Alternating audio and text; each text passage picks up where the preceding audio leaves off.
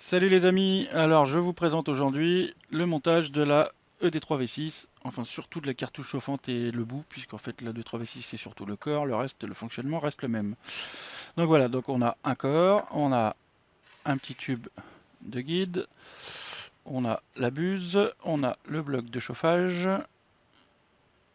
voilà, et on a le pack avec la cartouche, je sais pas, vas-y mets-toi zoom, hop là voilà, et la petite sonde qui est ici. Voilà.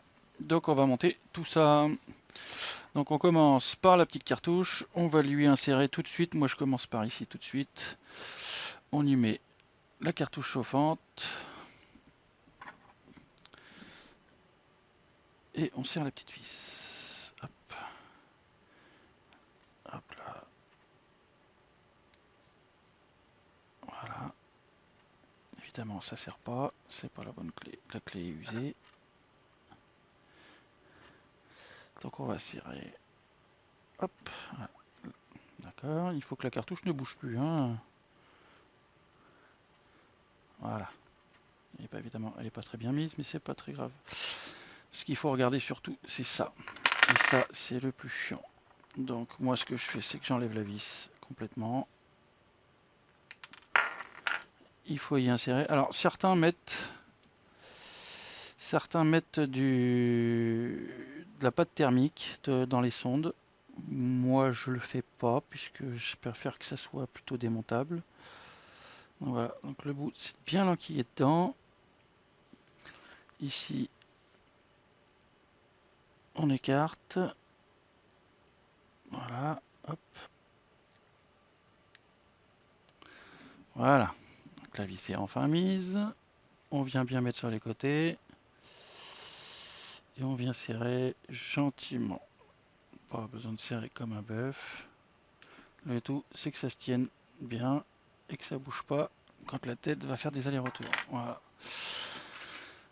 Deuxièmement, on va mettre cette petite pièce-là. Alors cette pièce-là se compose en deux pièces. Pardon, j'ai obligé de montrer. Donc on a ce petit tube et on a un tube PTFE qui est dedans, qui va bien dedans et qui rentre au fond. Donc souvent ce petit tube fond a tendance à fondre. Alors moi ce que je fais c'est que je prends un truc et je vase bien le truc pour être sûr que je sois au fond. Voilà. Il est bien, c'est bien droit. Hop là. Donc moi je le mets côté dans ce sens-là. Alors moi je vais le mettre dans ce sens-là. J'aime bien garder la vis dessous. On ne sait jamais si on veut changer la cartouche chauffante, qu'on puisse la desserrer. Si elle se retrouve dessus. Là, voilà. Et on vient mettre la buse de ce côté-là. Alors je rappelle, tout ça se serre à chaud au niveau de la cartouche. Vous pouvez faire un pré-serrage. Voilà, on voit bien. Tac. La buse c'est une clé de 7. Donc il faut, voilà. Et une fois que c'est bon, on a ça. Voilà. Et après, on vient y mettre le corps de chauffe, par exemple ici. Donc pour tout ce qui est Prusa, tout ça, on a ce bloc de chauffage qui est dans ce sens-là. Voilà. On a la sonde qui est ici. Voilà. Je sais pas si on voit bien. Voilà. Donc je rappelle, bien serrer tout ça à chaud. Attention à ce petit tube, si on le prend dans une pince, c'est très fin. C'est très très fin, donc faites attention. Voilà, et le dernier point, on fait très attention aussi, ici, ça arrive, vous avez de l'isolant. On n'arrive pas à voir. Si, ça y est, là, voilà. On n'arrive pas à voir, et là je vois que mon fil, il est pas bien dedans. Donc je le repasse.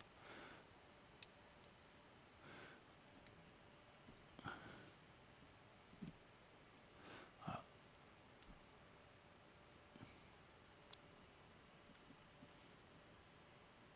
Là.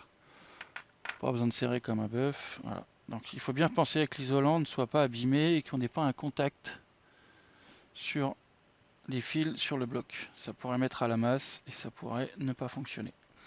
Voilà, donc petit montage d'une petite tête d'un corps de chauffe. Alors le D3V6 ou autre, hein, ça fonctionne à peu près la même. Pour le démontage, pareil, si vous voulez nettoyer, changer éventuellement des pièces, pensez à démonter à chaud.